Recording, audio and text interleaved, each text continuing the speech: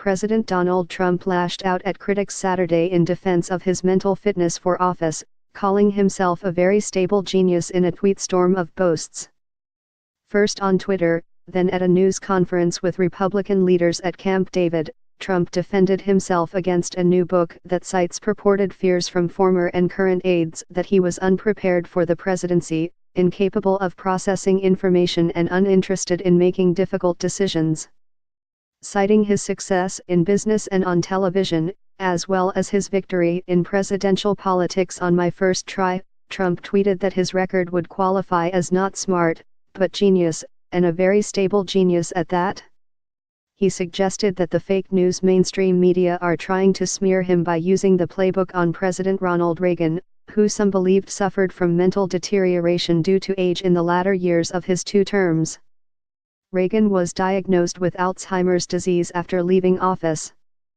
During a news conference at the presidential retreat in Maryland, where Trump and GOP leaders were formulating their 2018 agenda, the president denounced the book's author, New York media writer Michael Wolff, and a high-profile source, former White House chief strategist Stephen Bannon.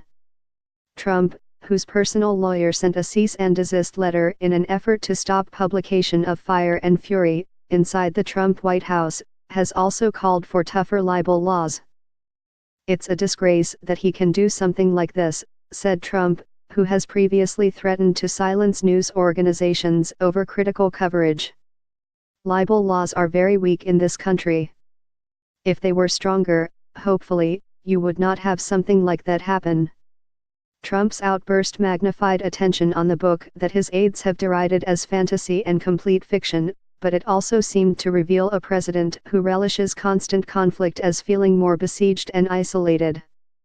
With his approval ratings at historic lows after nearly 1 year in office, Trump has gone from battling Democrats and foreign leaders to fending off doubts from his closest advisors and even, reportedly, family members.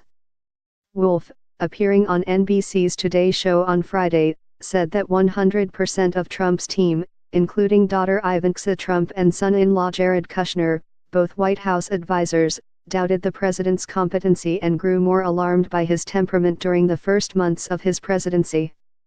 The controversy also served to elevate the question of Trump's fitness for office that some in Washington have privately, and some publicly, wondered about since before he took office. During the campaign, Democrats, including President Barack Obama, called Trump unfit for the White House. Members of the Republican political and national security establishment called Trump dangerous to the nation, promoting a Never Trump movement to try to undermine his candidacy.